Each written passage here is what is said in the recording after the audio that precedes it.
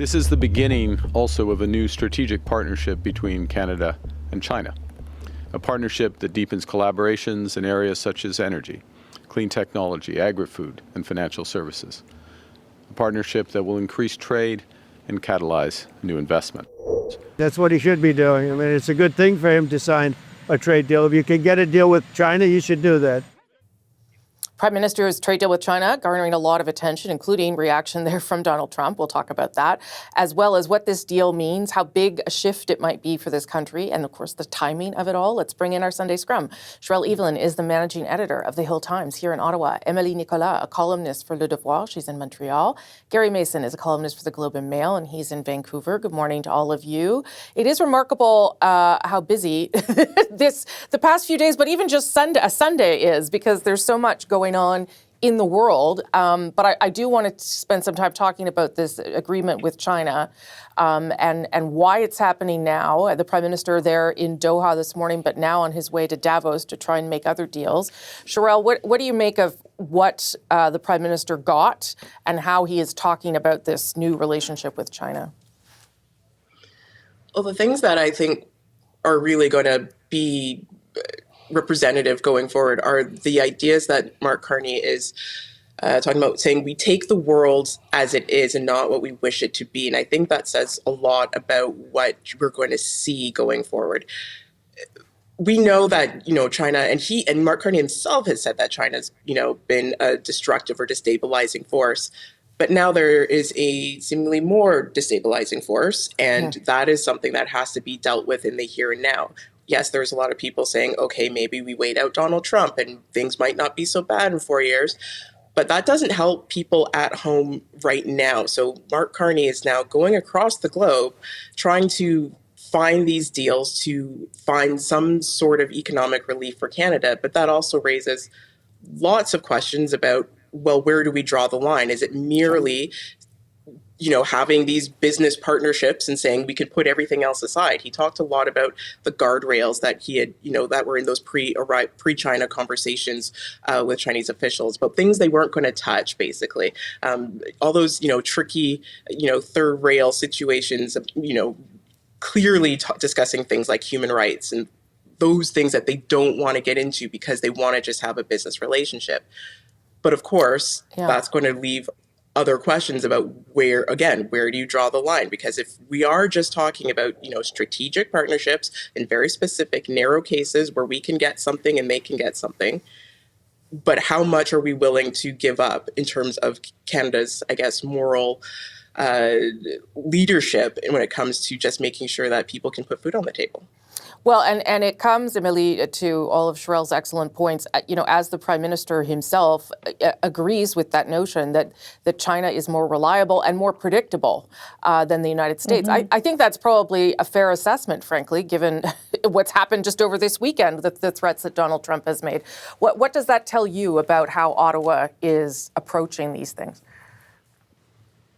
I think it's very helpful for us to even be having this conversation on basically the economy versus morals. I think for most Canadians, it's going to be clearer and more of a reflex when it comes to engaging in relationship with China. But in hindsight and with perspective, is also we could be raising exactly the same question with our relationship with the U.S. Where are our guardrails when it comes to human rights abuse? When it comes to ICE agents coming in and harassing and deporting people and locking them up, even American citizens, killing them on the street. Where is our moral stand there? We don't have one, and so because we don't have one there, it's a form of relativism that is really hard to swallow. What I'm discussing, but I think this is what Mark Carney was hinting to when he said we take the world as it is. Mm-hmm. There is not a large power that is ethical for Canada to trade with right now. So we just have to deal with everybody that's out there, and I think if you cannot rely on people's ethical stance when it comes to commercial relationship, what you can do to protect your own capacity to be taking decisions on your own and protect your own sovereignty is really just to diversify, not to put your eggs all in the same basket, and make sure that there is basically evil everywhere, but you're not too dependent on one sort of evil.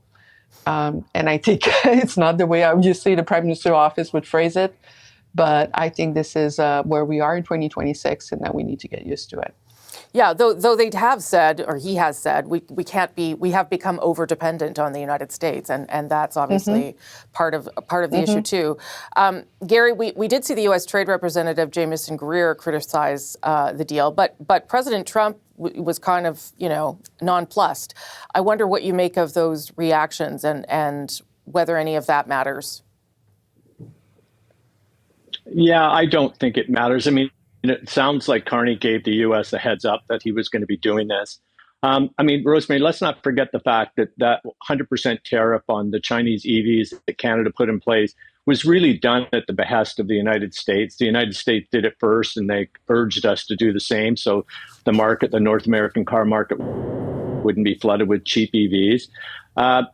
So we helped them out there. And what did that get us? It got us nothing. And in fact, it got us tariffs and it got us threats. And so it was basically a disaster. And so I don't think, I think a lot of this, language that's being thrown around in relation to this deal with the Chinese is a little bit over the top. I mean, we're talking about, less than 3% of the total car market that these, 50,000 EVs will make up. And let's not forget the fact that, gasoline-powered cars, the sale of gasoline-powered cars in the world peaked in 2016. Now, the United States is trying to set the clock back and go right all in on gasoline-powered cars again, where the rest of the world is moving on to EVs. And I think Canada really needs to get with it because, EVs are so much cheaper to drive. The problem is we have never been able to get EVs into our marketplace that were cheap enough for, middle-class people to buy them. And this is going to be an opportunity for Canada to do this and give the consumer some true choice in that field. The other concerns about, BYD, coming into Canada, they're already in Canada. They already have an assembly plant in Newmarket. They build electric buses that are being, used in Quebec. So they already have a toehold in our market. And another thing quickly that I will say about this deal is I like the fact that Carney has told foreign automakers or automakers in general that if you build your cars in Canada, you will have preferential access to the marketplace. So I would not be surprised if China ends up building a EV car plant here in the next few years. Charelle, just a last point from you on the reaction from the U.S. Those are all excellent points Gary made, but would you anticipate that this becomes a point of friction, the fact that Canada has this deal with China now? I mean, it might, simply because that's the nature of dealing with Donald Trump. Yes, right now he's saying, no big deal. That's great. That's what Canada should be doing. But he's been known to change his mind very, very quickly, depending on who is in his ear. So he might decide, in a day from now that actually, no, this is a problem and this is going to just fuel my fire even more when it comes to what I want and don't want from Canada. So I think that's always the risk. And the problem is then how do you go about mitigating that risk? Do you just sit tight and make no deals and hope for the best? Or do you kind of go out and, as Emilie said, you can't put all your eggs in the U.S. basket. So what are we going to do in the meantime to make sure that, the Canadian people aren't, sitting at waiting for the guillotine to fall from the U.S.? Well, just last quick word to you, Emilie. Did that response or non-response from Donald Trump surprise you? What do you think what do you think is going on there? I think he's busy extorting money from the Europeans to buy up Greenland. So I think he's not focused on us at the same time at the moment. I think this is the only thing that I'm really getting from his current reaction. But I just wanted to point out that maybe just a year ago, Canada was trying to essentially fawn over in a way, Donald Trump by saying that the Mexicans were too close to China when it comes to their automobile industry, and that Canada and the U.S. Automobile sector was more integrated. And so basically what we just did actually makes us more aligned with Mexico. It facilitates the Canada-Mexico trade relationship. And there are several Latin American countries who also did not follow the same our same trade policy when it came to China, weren't as harsh, and so we just became a little bit more aligned with the rest of the Americas, and I think it's worth bearing that in mind when Canada is also trying to work the CUSMA part, the Mexico part of CUSMA. Yeah, that's I hadn't thought of that. That's an interesting point too. It's going to hurt every single auto manufacturer, every single supply chain that has anything to do with the auto sector. This was not thought out properly. Can we address the real impact that we've already been paying on the ag sector here in Western Canada while also putting together a plan to support the Ontario auto worker? I think we can. I don't think we should go from the arms of one trading partner that has been problematic straight into the arms of a second one. Reaction there from premiers and Conservative MP Michael Chong to the Prime Minister's announcement of the deal with China. Could this cause friction in the Team Canada approach to trade discussions? Let's bring back our Sunday Scrum. Charelle Evelyn, the managing editor of the Hill Times in Ottawa, Emilie Nicolas, columnist for Le Devoir in Montreal, and Gary Mason, columnist for the Globe and Mail, and he's in Vancouver. Good to see you all again. You know, when I was talking to my favorite canola farmer earlier in Saskatchewan, and I said, what did you make of this? He said, well, in trade, there are trade-offs. And I thought that was quite astute, Gary, and that is sort of what we were encountering. I just wonder how difficult it will be for the Prime Minister to manage this, not just criticism from the Conservatives, but criticism from some parts of the country that feel that this wasn't the best move. Yeah, well, there's a few things, Rosemary. I mean, I think, first off, the canola farmers were paying a pretty high price for a tariff policy on China that didn't really make sense. We were trying to protect this fantasy idea of developing an EV market here in Canada, and we were also helping the Americans. So, it didn't make, they were sort of this, casualty in this tariff war that we were going along with, in essence. Secondly, I would say that, generally speaking, when it's like, okay, the East, Central Canada could lose if the West benefits, I think the West has been used to not winning that trade-off. So I think there's a bit of surprise here, a delightful surprise on the part of the Western premiers that this is the decision that Mark Carney took in this case. I just want to point out one other thing, though, Rosemary. I think it's important, and it's like the federal Conservatives, they sort of don't know what to do around this issue. I mean, they seem to take their talking points to what Republicans in the United States are saying. And, there have been some, cabinet ministers and talking heads on Fox News that are saying that, this decision around EVs is a disastrous decision and we shouldn't be doing, this trade with China and deals with China. This is the same, the Trump administration signed a deal at the beginning of last year to sell advanced AI chips to China. And that was against the recommendations of security experts. The sale of these chips had been banned by the Biden administration. And now, we're supposed to be, now the Republicans are saying that, EVs, Chinese EVs in our roadways are going to be roaming surveillance systems and things like that. And the other thing is, quickly, China invested $2 billion in the first half of 2025 in the United States. And they invested $200 million in Canada. So, the United States speaks out both sides of their mouth. And I think we have to be very careful of adopting their, talking points, because often they make absolutely no sense at all. Emilie, what did you make of Doug Ford's reaction? Do you think it was fair, or do you think that it is normal that with things like this, we're going to upset some parts of the country and not others? I think Doug Ford made sense in terms of Ontario politics, in the sense that the automobile sector in Southern Ontario is very fragile. It's also very much impacted by the trade war with the U.S. And there isn't much that the Ontario Premier can do, but being disappointed with everybody who's trying to do something so that he sounds strong about the issue. Yeah. So that's what I think he's doing. But when you look at the issue a little bit closer, the issue is, what then do you want to do? Because as long as Donald Trump is in power, we're not going back to an integrated North American automobile sector. And so the hits are going to be taken no matter what for Southern Ontario. And I think it's very convenient for Doug Ford to be saying that Mark Carney isn't doing the right thing. But I think it's a game of political blame shifting. I also think that when it comes to EVs in general, there used to be a time in Canada where we understood that energy transition was really important. It really helped when Joe Biden had the same belief, but it still is.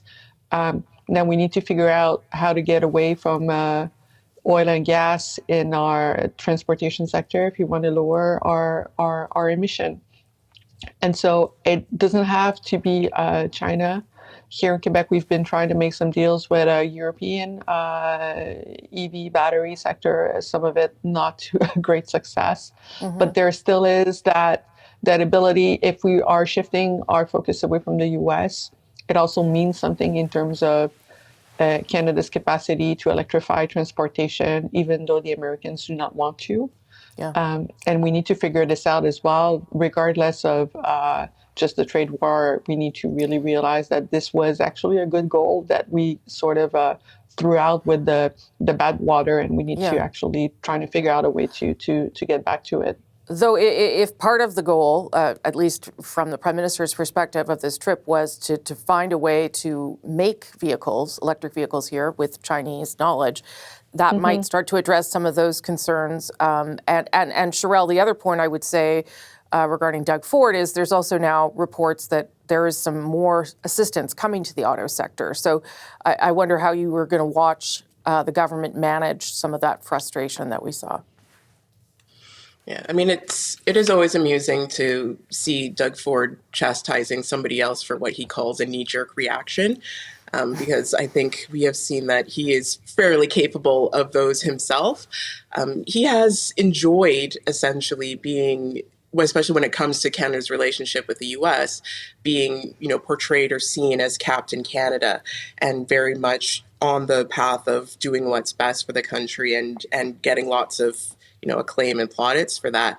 So now that the conversation is shifting a little further away, where he doesn't have the same inroads in terms of getting on TV and making the case for Canada and Ontario, to kind of see it kind of get pulled out of his grasp a little bit, I think is interesting. And then what you said earlier, Rosemary, about further support for the auto sector, of course, we're hearing that that's coming. So I think it's going to be really interesting to see how the Carney government is able to essentially smooth things over, because of course there are legitimate concerns. Yes, there are things that are overblown, but there are legitimate concerns because this is an industry that has been incredibly hard hit, and everybody is on tenterhooks and not wanting to upset the apple cart even further, given how fragile the industry is and how badly Trump is basically decimating it. So I'll be looking to see, what is the Carney government going to do?